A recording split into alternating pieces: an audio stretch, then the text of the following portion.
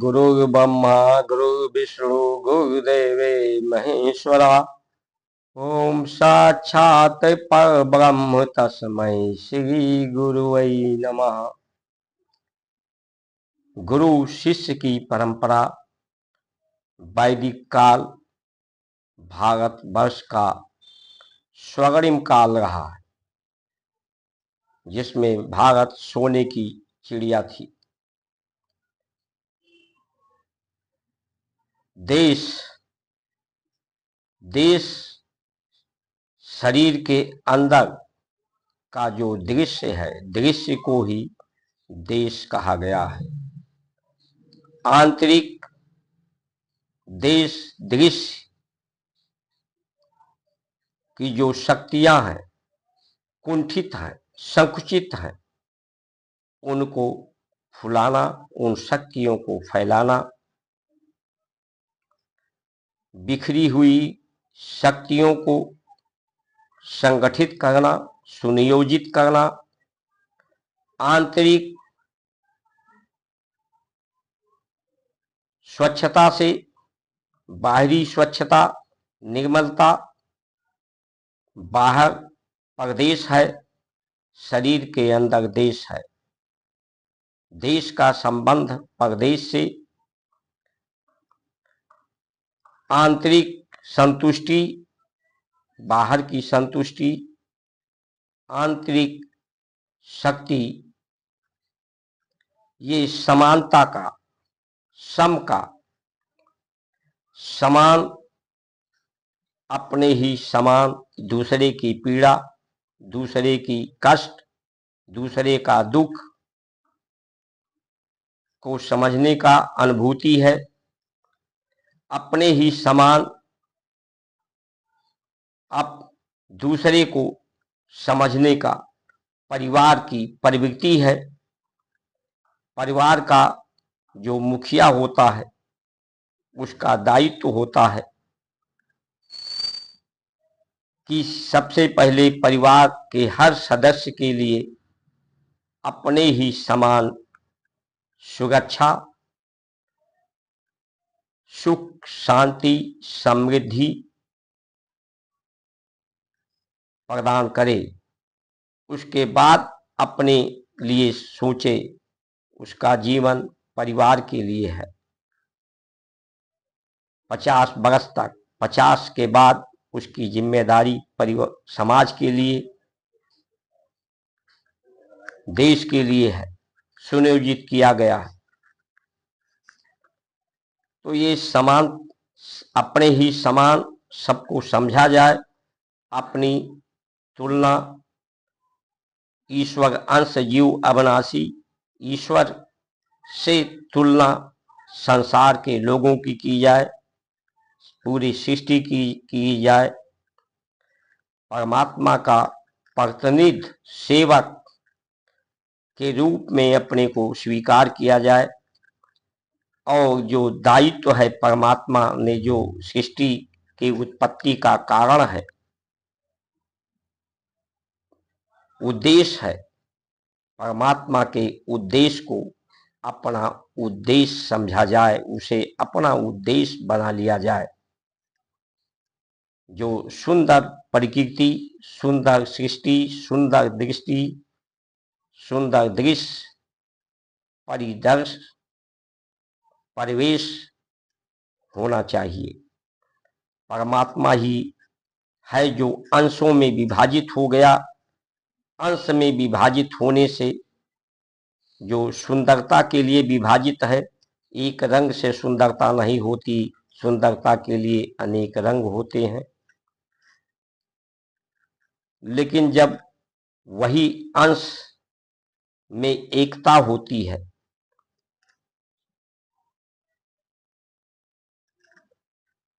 एक से बहुश्याम, बहुश्याम होकर के भी एक रहें, एक उद्देश्य, सृष्टि की सुंदरता, तन मन चित्त की सुंदरता, स्वच्छता, स्वच्छता, निर्मलता, सुगंध,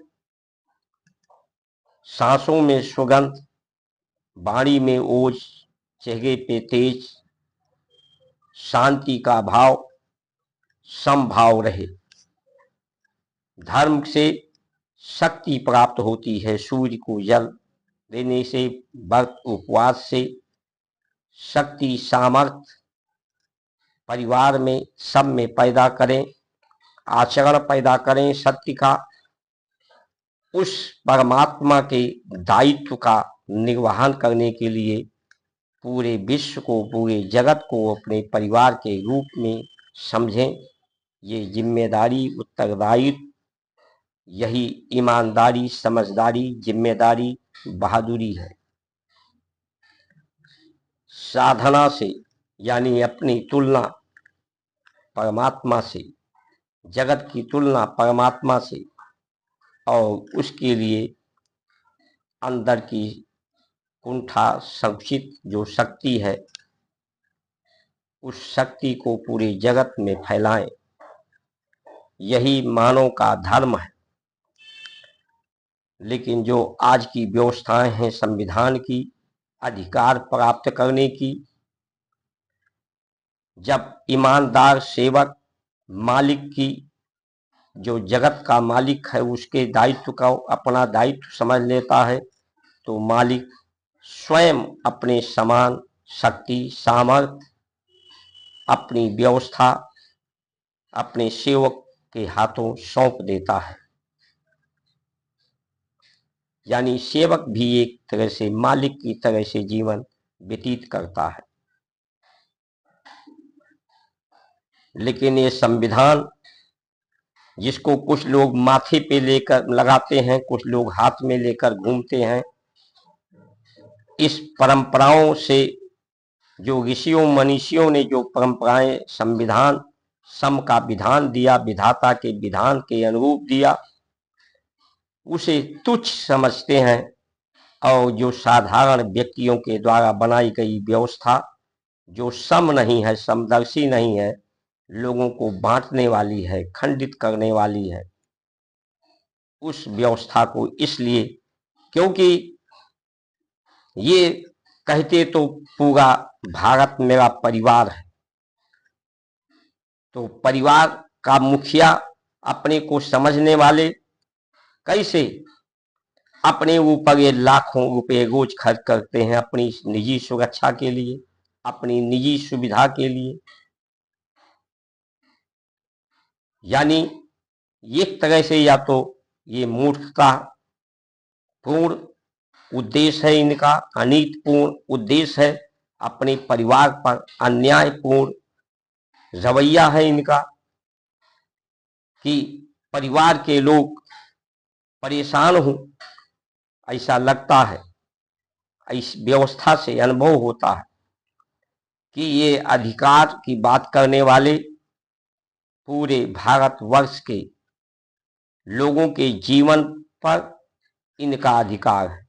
लोग इसलिए जी रहे हैं, इसलिए जीने का उन्हें अवसर दिया जा रहा है कि वो जी करके इनकी सुरक्षा, इनकी सुविधा के लिए भारत के लोग इन नेता अधिकारियों के सुविधा सुरक्षा के लिए जी रहे हैं।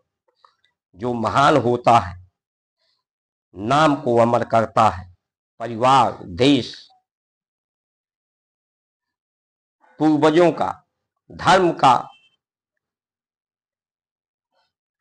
मार्ग प्रशस्त करता है,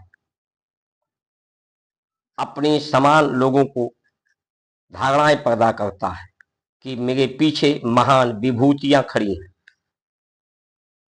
मैं न रहा तो ये विभूतियां मेरे उत्तरदायित्व को लेंगी।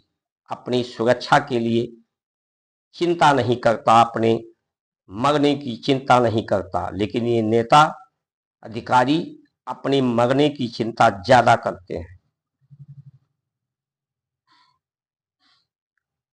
नहीं तो अगर इनमें धर्म होता तो एक दिन तो मरना सबको है। कोई संतुष्ट पुष्ट होकर मरेगा, कोई अपनी आत्महत्या, आत्म असंतुष्टि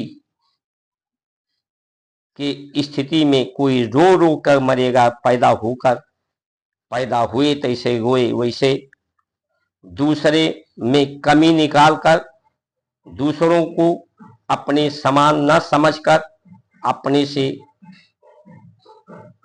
कम आंकते हैं लोग। ऐसा करके कमी निकाल करके जीवन में कमी को महसूस करके रोते रोते मर जाना, जीवन हंसते हंसते इस संसार को त्यागने को ये संस्कार संस्कृति संदेश करती है। तो इस तरह की जो व्यवस्थाएं हैं ये अन्यायपूर्ण व्यवस्थाएं हैं। इन व्यवस्थाओं को समाप्त करने के लिए सबको संगठित होना चाहिए। नहीं संगठित हुए तो परमात्मा प्रकृति द्वारा वो समय बहुत नजदीक आ गया है। ऐसे अनित व्यवस्था को, अधर्म व्यवस्था को